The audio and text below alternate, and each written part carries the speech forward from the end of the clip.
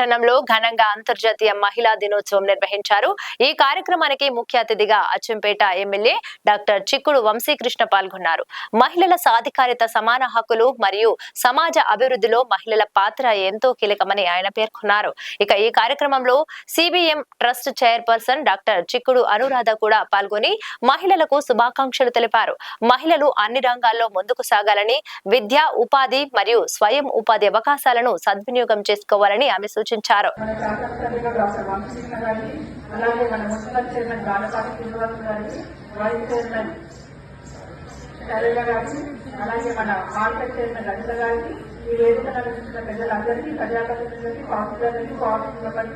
అలాగే ఈ కార్యక్రమానికి అధ్యక్షత వహిస్తున్న విజయ్ గారికి, ఇక్కడ ఈ కార్యక్రమాన్ని విజేత అక్కడికి మహిళా మనకందరికీ కూడా నా యొక్క నమస్కారం తెలియజేస్తున్నాను.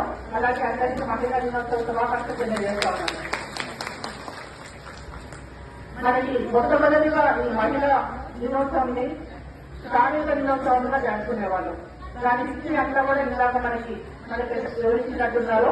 10 గంటలు ఎక్కువగా ఉండి మనకి సమానమైన పని వేతనం ఎప్పుడైతే చెల్లించడం లేదో గమనించిన చాలా జస్టిన అనే మహిళ మనందరి కోసం ఐక్యరాజ్య సమితిలో దాన్ని ప్రవేశపెట్టి మనని గుర్తించాలి, మనకు సమాన హక్కులు రావాలి, మనం కూడా మగవాళ్లతో సమానంగా ఉండి సమాన వేతనా తీసుకొని మన 10 గంటలు తగ్గించుకోవాలి అనే విధంగా పోరాటం చేసి మనకి ఒక శ్రామిక దినోత్సవంగా దీన్ని ముందుకు తీసుకొచ్చి కాలక్రమేణా అది ఒక అంతర్జాతీయ మహిళా దినోత్సవంగా ఈ రోజు మనం అందరం కూడా దాన్ని ఇంత పెద్ద ఎత్తున ఇంత మంది ముందుకొచ్చి మహిళలందరూ కూడా ఈ రోజు అత్యున్నతమైన స్థాయికి ఎదిగి ఈ రోజు మనకి కార్యక్రమాన్ని జరుపుకుంటున్నామంటే ఆ రోజు వాళ్ళు చేసిన పోరాటం, ఆ పోరాటాలలో వాళ్ళు ఎట్లా కష్టపడ్డారు అన్నది మనం గమనించుకొని మనకి ఇచ్చిన అవకాశాన్ని మనం అందరూ సద్వినియోగపరుచుకుంటూ ఒక్కొక్క మెట్టు ఒక్కొక్క సంవత్సరం పైకి ఎదుగుతూ మన కాళ్ళ మీద మనము నిలబడి పురుషుల కంటే మనం తక్కువ కాదు అని మనం నిరూపించుకోవడానికి ఒక మంచి సభా వేదిక మనకు జరిగింది.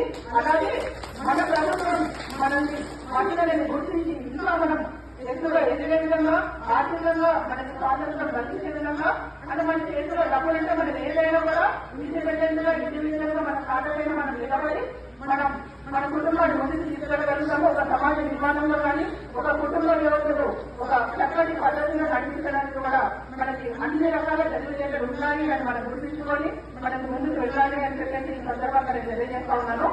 మన ముఖ్యమంత్రి గారు కానీ మన కాంగ్రెస్ ప్రభుత్వం కానీ అన్ని పథకాలు కూడా మహిళలపైనే పెట్టారు. అంటే పురుషులు దీన్ని అన్నిగా భావించకూడదు.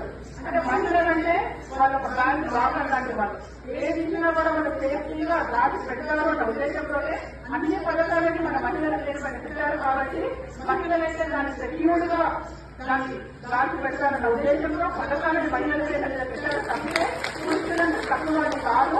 పురుషులకి చాలా బాధ్యతలు ఉంటాయి, బయటికి వెళ్ళే పనులు చేసుకోవాలి. కాబట్టి వాళ్ళని ఫ్రీగా ఫ్రీడంగా వదిలేయాలి. కాబట్టి ఈ ఇంట్లో మహిళలు కానీ మనకి మహిళ లోన్స్ ఇవ్వడం కానీ ఇవన్నీ కూడా మన దగ్గరనే ఇస్తూ ఉన్నారు. కాబట్టి మన ముఖ్యమంత్రి గారికి ముఖ్యమంత్రి సందర్భంగా మేము ధన్యవాదాలు, కృతజ్ఞతలు తెలియజేస్తా ఉన్నాము.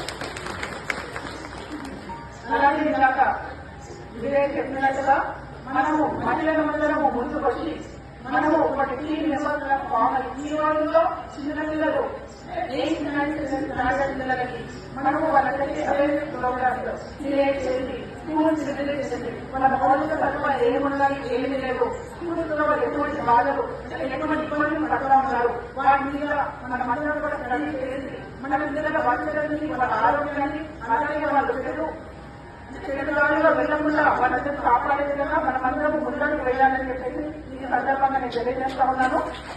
అలాగే అంగన్వాడీ సూపర్వైజర్ కలిసి తీసుకొస్తున్న అంగన్వాడీ వర్కర్స్ అందరూ కూడా తీసుకొస్తారని మహిళల భవిష్యత్తు, పోషణ అంతా కూడా వాళ్ళ చేతిలోనే ఉంది. పుట్టుక నుంచి చావు వరకు మొత్తం మహిళల ఆరోగ్యం వాళ్ళ చేతిలోనే ఉంది. కాబట్టి వీళ్ళందరికీ కూడా ఈ సందర్భంగా నేను ధన్యవాదాలు తెలియజేస్తా ఉన్నాను. ఈ అవకాశం ఇచ్చిన ప్రజలందరికీ నమస్కారం తెలియజేస్తున్నాను. అలాగే మన ముఖ్యమంత్రి గారు ఈ రోజు నుంచి కూడా 14 సంవత్సరాలు దాటిన పిల్లలందరికీ కూడా బాధ్యతలకి గర్భాశయ క్యాన్సర్ రాకుండా ఉండడానికి HPV అనే వ్యాక్సిన్ మొదటి రోజు ఈ రోజు లాంచ్ చేయడం జరిగింది. కాబట్టి అంటే మన బాలికలో క్యాన్సర్ బారిన పడకుండా సామాజిక విధంగా వ్యాక్సిన్ ఇస్తున్నారు. దానివల్ల ఎటువంటి సైడ్ ఎఫెక్ట్స్ ఉన్నారు. అందరూ కూడా వాళ్ళ పిల్లలు 14 సంవత్సరాలు దాటిన వాళ్ళకి ఈ వ్యాక్సిన్ చేయాలని చెప్పేసి నేను మనస్ఫూర్తిగా కోరుకుంటున్నాను. మొదటి డోస్ ఈ రోజు లాంచ్ చేశారు. మన 3 నెలలకి already second and third dose ఉంటుంది. రెండవ డోసు ప్రభుత్వం తరఫున ఇస్తే సరిపోతుంది. ఇవ్వలేని పక్షంలో నా తరఫున నా ఖర్చు తరఫున నేను దాంట్లో కొంత పాటుగా నా సహాయకరంగా అందిస్తానని చెప్పేసి మీ అందరికీ తెలియజేస్తూ ఈ అవకాశం ఇచ్చిన ప్రతి ఒక్కరికి నమస్కారం తెలియజేస్తా ముగిస్తా ఉన్నాను.